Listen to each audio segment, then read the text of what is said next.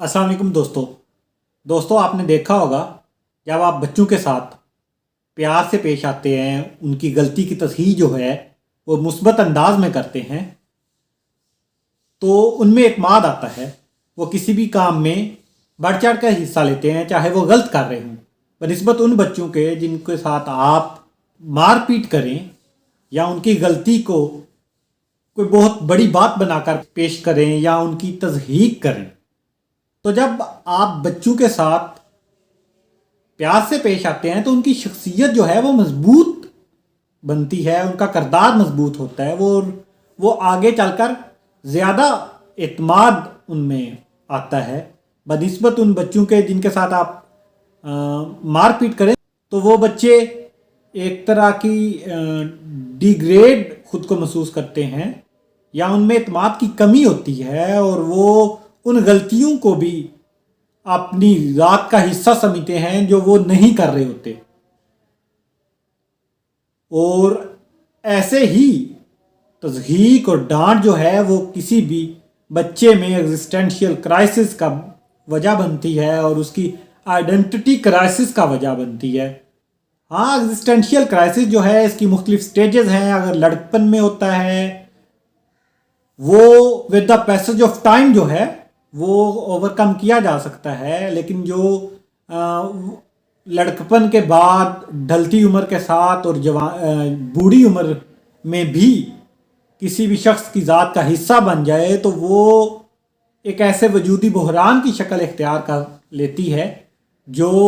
उस मज़कूरा शख्स जो है उसके लिए एक तकलीफ़दा सूरत हाल का बायस बनती है। तो आज हम जिस नावल पे बात करने जा रहे हैं वो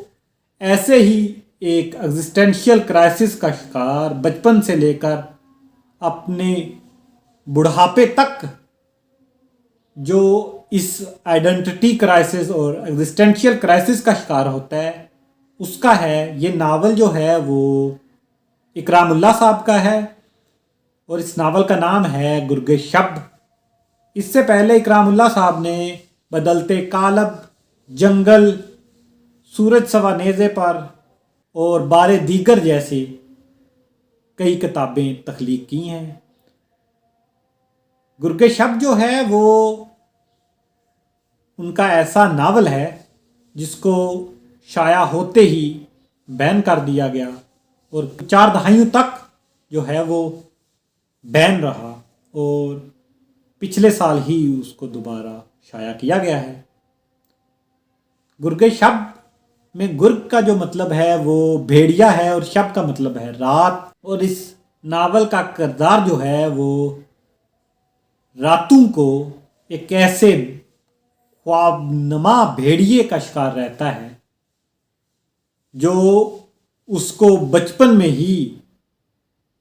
एक सवाल के ज़रिए मिला था और वो ये सवाल था कि आया वो अपने बाप की औलाद है या अपने भाई गुलाम हुसैन की। तो ये नावल जो जिस दहाई में लिखा गया वो दहाई जो है वो एग्जिस्टेंशियलिज्म के तहत लिखने वाले मुसन्निफीन की दहाई आप कहें तो बेजाना होगा या गलत ना होगा, क्योंकि 1960 के बाद जो है वो एग्जिस्टेंशियल फ़िलासफ़र हूँ या मुसन्निफीन हूँ उनका बोलबाला था और पूरी दुनिया पर उनका शोहरा था। और ये नावल भी उसी थ्योरेटिकल फ्रेमवर्क के तहत लिखा हुआ है जिसमें एक फ़र्द जो है वो ये महसूस करता है कि उसकी जो ज़ात है उसकी कोई स्टैंडिंग नहीं है या उसको नथिंगनेस या अपने वजूद की जो शनाख्त है उसकी असलियत के बारे में मालूम नहीं होता और वो इसी वजूदी कर्ब में ताउमर मुब्तला रहता है। उस वजूदी कर्ब से निकलने के लिए वो अपना गांव फिरोज़ाबाद छोड़ता है और शहर जाता है, वो अपना नाम बदलता है, लेकिन इस बहरान या इस अलमिये या इस कालक के साथ जो उसे बचपन में एक पैदाइशी हादसे के तहत नसीब होती है वो अपनी दौलत, शोहरत اور بہت ساری عزت کے تحت ختم کرنا چاہتا ہے اس بحران کو، اس کالک کو، لیکن اپنا نام بدلنے کے باوجود جو ہے وہ اس سے نجات حاصل نہیں کر پاتا۔ اور اس میں اس کے آس پاس کے لوگ، وہ لوگ جو اس کے اپنے ہیں، وہ لوگ جو اس سے محبت کرتے ہیں، اس کے دوست ہیں، وہ بھی اسی معاشرے کے لوگوں کے ساتھ کھڑے ہیں اور اس کے ساتھ وہی سلوک کرتے ہیں، یا وہ سوال جو اس کو ہانٹ کرتا ہے وہ سوال پوچھتے ہوئے نظر آتے ہیں۔ ایون حلیمہ جو ہے، جو اس کی بچپن کی محبت ہے، وہ بھی اس سے یہی سوال کرتی ہے کہ کیا یہ سچ ہے کہ تم بھائی غلام حسین کی اولاد ہو، اپنے باپ کی اولاد نہیں ہو؟ تو ایسا سوال جب بھی اس کے سامنے آتا ہے، اگر ہوش میں ہو تو اس کو اپنا خون منجمد میں ہوتا محسوس ہوتا ہے، اور شفیع یہ محسوس کرتا ہے کہ اس کا دماغ جو ہے وہ بالکل معاف ہو گیا ہے اور وہ کچھ بھی سوچنے سمجھنے کی صلاحیت سے عاری ہو جاتا ہے۔ اور اسی سوال سے نجات حاصل کرنے کے لیے وہ جب شہرت حاصل کرتا ہے، بڑا ہوتا ہے اور ایک بڑے تاجر کے طور پر سامنے آتا ہے، تو وہ پناہ ڈھونڈتا ہے، وہ شراب میں پناہ ڈھونڈتا ہے کہ بہت زیادہ شراب پی کے وہ اس سوال سے نجات حاصل کر لے گا، یا وہ عورت کی آغوش میں پناہ ڈھونڈتا ہے کہ کسی نہ کسی عورت کی آغوش میں جو ہے وہ سو کے اس سوال سے نجات حاصل کرے گا، اور اس خواب سے نجات حاصل کرے گا جو اس کو راتوں کو آ کے ڈراتا ہے اور اس کے جسم میں راتوں کو پسینے چھوٹ جاتے ہیں۔ وہ اس سب سے نجات چاہتا ہے، لیکن اس کی نجات کیا ہو پائے گی، یا کیا وہ نجات ممکن ہے؟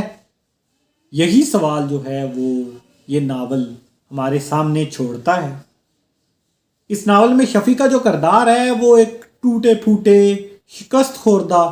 شخص کا کردار ہے، لیکن اس کے اندر جو ہے وہ زندگی کی رمق ہے، وہ جینا چاہتا ہے اور وہ مسلسل لڑ رہا ہے،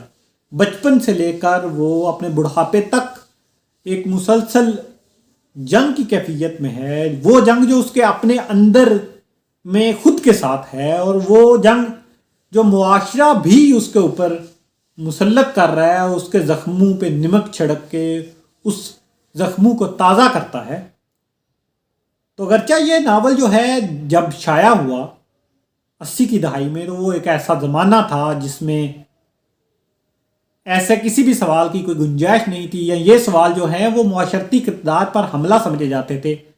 تو حکومت وقت نے اس کو بین کر دیا۔ لیکن آج جو ہے یہ irrelevant نہیں رہا، آج کے دور میں یہ بہت زیادہ متعلقہ موضوع بن چکا ہے، کیونکہ آج جو ہے وہ سوشل میڈیا کا دور ہے۔ Social media networking site پر اگر آپ دیکھیں تو کئی ایسی ویڈیوز ہیں جس کے ٹائٹلز جو ہیں وہ انسیسٹ کے لفظوں کو لے کے ہیں، یا ایسے لفظوں کو لے کے ہیں جس سے انسیسٹ کا اظہار ہوتا ہے، اور لوگ ملینز میں اس کو دیکھتے ہیں۔ تو اس لیے یہ ایک ایسا موضوع ہے جو آج کے دور میں کسی بھی شخص کو یہ سمجھنے میں مدد کر سکتا ہے کہ کسی بھی ایسی غلطی میں یا کسی بھی ایسے لمحاتی لذت کے تحت وہ کسی آنے والی نسل کے ساتھ کیا کر رہا ہے، یا وہ کسی ایک شخص کی زندگی کے ساتھ کیسا کھلواڑ کرنے جا رہا ہے۔ ہو سکتا ہے یہ ناول پڑھ کر وہ اس چیز کو سمجھے کہ یہ آنے والی نسل کے لیے کتنا بڑا کرب ہو سکتا ہے، یا معاشرے میں لوگ اس اذیت کو سمجھنا شروع کریں اور اس اذیت زدہ شخص کی وہ دلجوئی کریں، نہ کہ زخموں کو کرے دیں۔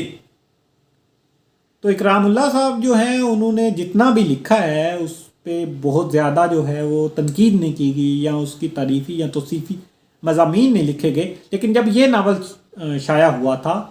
تو محمد خالد اختر صاحب نے اسے مایوسی کے اندھیروں کو چھٹنا قرار دیا تھا، کہ ان کے تحت اگر اس ناول کے لکھنے پر اکرام اللہ صاحب کا چیئرنگ کراس پر ہونے کا مجسمہ لگا دیا جائے تو یہ بھی کوئی ان کے اعزاز میں اتنی بڑی بات نہ ہوگی۔ تو اب تک کے لیے اتنا ہی، اگلے کسی موضوع کے ساتھ، کسی نئی کتاب کے ساتھ حاضر ہوتا ہوں۔ اللہ حافظ۔